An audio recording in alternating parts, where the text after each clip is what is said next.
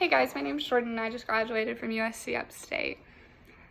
So being part of a small group is such an awesome experience, and getting to lead one is so sweet. It's such a challenge to lead people in the direction of learning about Christ, but also trying to encourage people to build relationships. So some practical ways to help build those relationships and set up that community are to just allow people to be themselves.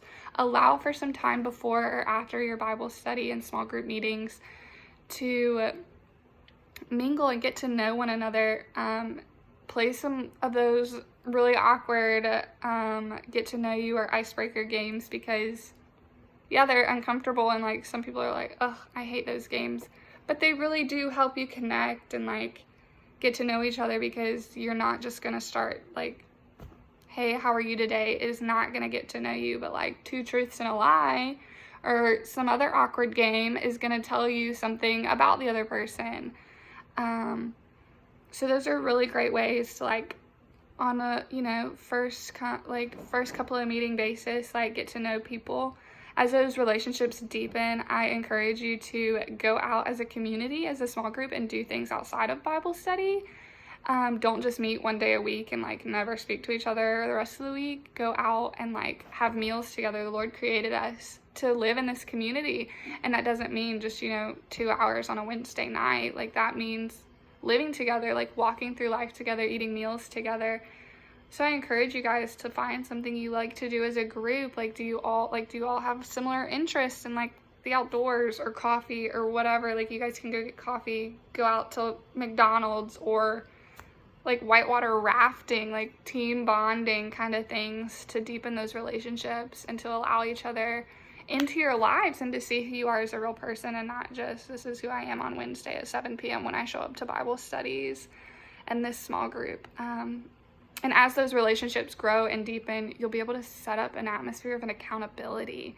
Because if you don't know each other personally and deeply, then you won't be able to see each other and their struggles, because it's really easy for us to put on our perfect all-together face and show up to Bible studies and small groups and be like, I'm fine, like today was great, I had I passed my test, or I had a good day with my roommates, and yeah, everything's fine. When in reality, you're really struggling with something deeper. But if we don't know each other personally, we're not going to see that, like, oh, I missed a Bible study or a small group meeting because I didn't feel good. Like, why didn't you feel good? Were you like really sick, or like, is there something going on deeper there? And so having those personal relationships and deep relationships gives you the ability to see that in people.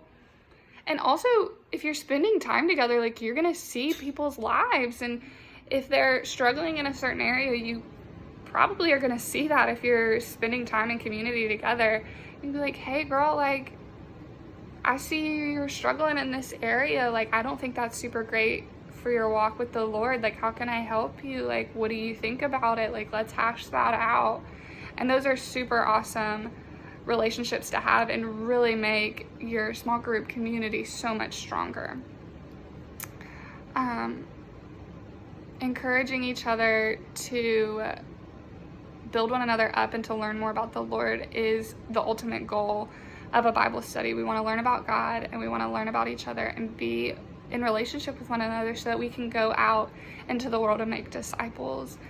And so encouraging each other to be open and honest, and encouraging each other to live in community and be friends outside of this small group are super important to building a community.